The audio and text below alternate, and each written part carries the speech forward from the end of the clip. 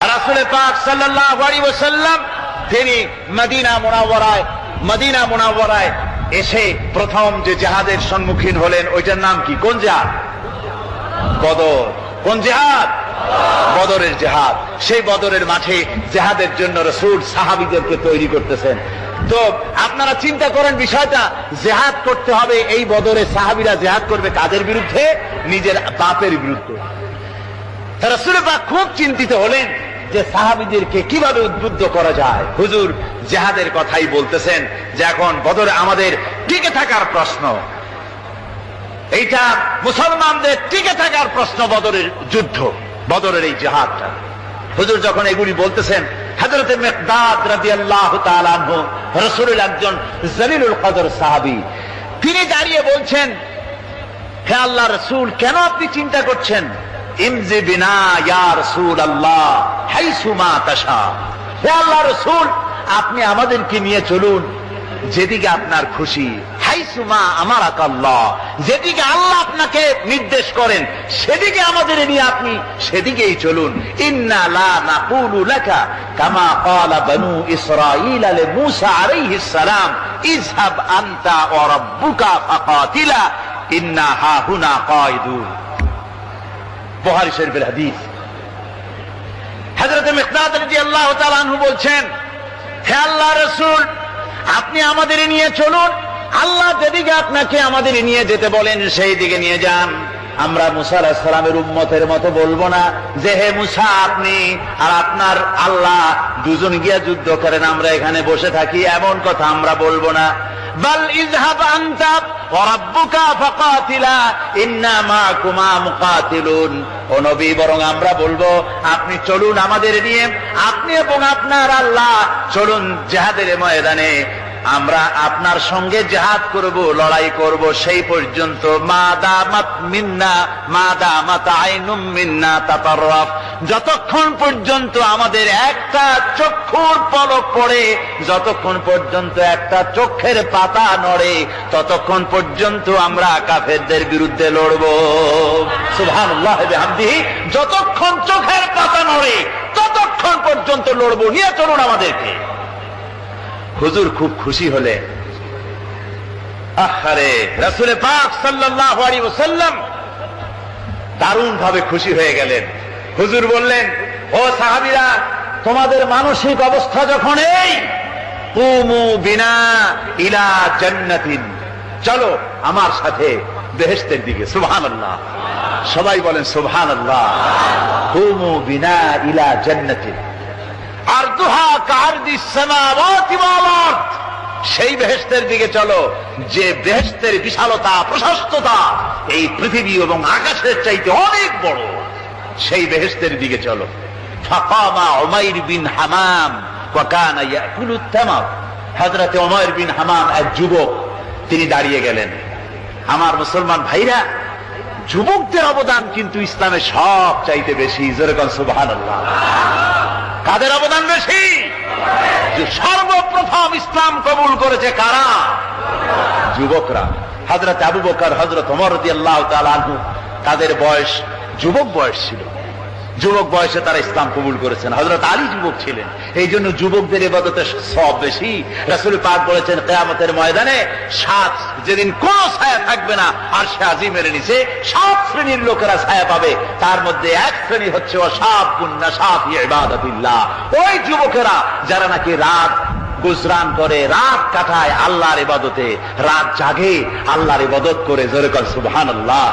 বুড়োদের 100 বার আল্লাহ বলা আর এক যুবকের একবার আল্লাহ বলা, বৃদ্ধের সারা সপ্তাহ তাহাজ্জুদ পড়া আর যুবকের এক রাতের তাহাজ্জুদ পড়া মনে হয় তার থেকেও বেশি। কোন সুবহানাল্লাহ। তাই বলে বৃদ্ধ যারা, তারা কিন্তু হতাশ হবেন না, ওই যৌবনকাল আপনিও পেরিয়ে এসছেন, ঠিক না? সুতরাং যুবকদের অবদান বেশি। হযরত উমাইর বিন হামাম রাদিয়াল্লাহু তাআলা আনহু, তিনি দাঁড়িয়ে গেলেন, তার হাতে ছিল ওয়া কানা ইয়াকুলু তামার, তিনি খোরমা খাচ্ছিলেন, হাতে ছিল কয়েকটা খোরমা। তিনি খোরমাগুলি হাতে নিয়ে দাঁড়িয়ে বলছেন, ওয়া ক্বালা বাখবাখ, তিনি বলছেন, বাখবাখ শব্দ এটা হচ্ছে লুগাল মুহাল্লিয়া, অর্থাৎ আঞ্চলিক শব্দ। এর অর্থ হচ্ছে মা আযামাহু ওয়া মা আহসানাহু। কি আশ্চর্য, কি সুন্দর, কি বিরাট, কি সুন্দর কথা আপনি বললেন হে রাসূল। জান্নাতুন আরদুহা কাআরদিস সামাওয়াতি ওয়াল আরদ, এমন বেহেশত পাওয়া যাবে জিহাদ করলে যে বেহেশতের বিশালতা প্রশস্ততা এই বিশাল আকাশের চাইতে জমিনের চাইতে বেশি।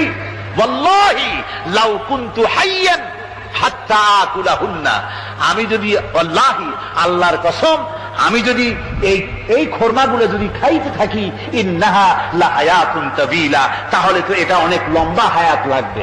এই খোরমাগুলি খাইতে অনেক সময় লাগবে, বেহেশতে যাইতে দেরি হয়ে যাবে। সুতরাং এই খোরমা তো আর খাওয়া যাবে না। ফারামাবিহিন না, হাতের খোরমাগুলি সব ফেলে দিয়ে জিহাদের ময়দানে লাফায় পড়লেন। অনেকগুলি কাফেরকে জাহান্নামের খাতে উতরায় দিয়া হযরত ওমর নিজেও শাহাদাত বরণ করলেন। জিহাদের শেষে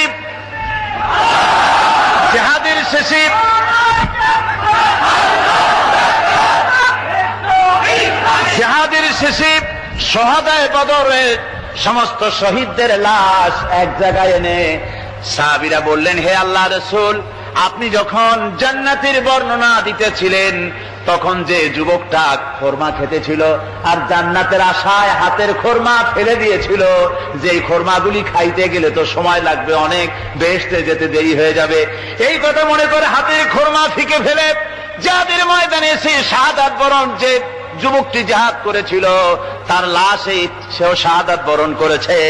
রাসূল পাক হযরত ওমরের চেহারার দিকে লক্ষ্য করে তার দিকে অঙ্গুলি সংকেত করে হুজুর বলছেন, ইন্নাকা মিন আহলিহা। ওমর, যে বেহেশতের জন্য তুমি খোরমা খাওয়ার ধৈর্য ধরতে পারো নাই, আমি নবী সাক্ষী দিচ্ছি তুমি সেই জান্নাতের অধিবাসী।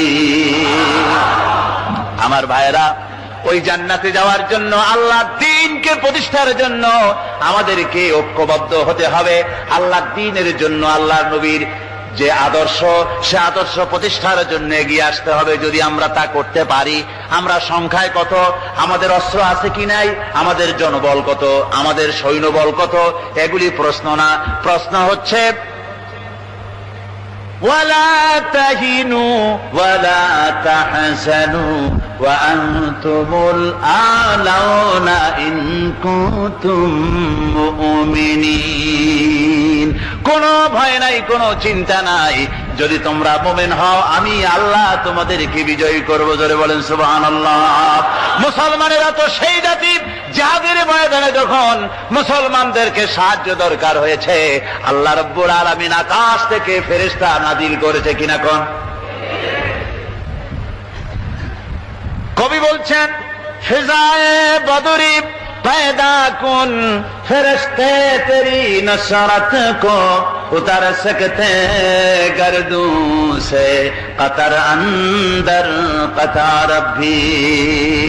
বদরের মুসলমানদের মতো ঈমান যদি আজও তোমরা আনতে পারো, তোমাদের ভিতরে হয়ে যায়, তাহলে আল্লাহ রাব্বুল আলামিন তোমাদের জন্য কাতারে কাতারে ফেরেশতা তোমাদের জন্য নাজিল করে দিতে পারেন। তোমরা সেই জাতি, তোমরা সেই মুসলমান। ফিরে আসো ইসলামের দিকে, ফিরে আসো দ্বীনের দিকে, রাসূলের সঙ্গে মহব্বতটা জুড়ে দাও। কি মুহাম্মদ সি ওফা তूने तू हम तेरे हैं, ये जहां चीज ही क्या लोहे कलम तेरे। মুহাম্মদ সাল্লাল্লাহু আলাইহি ওয়াসাল্লামের সঙ্গে তুমি যদি মহব্বতের সম্পর্ক স্থাপন করতে পারো, অনুসরণ আর অনুকরণের, তাহলে আকাশ আর জমিন তো দূরের কথা, লৌহ কলম পর্যন্ত আল্লাহ তোমার জন্য করে দিবেন।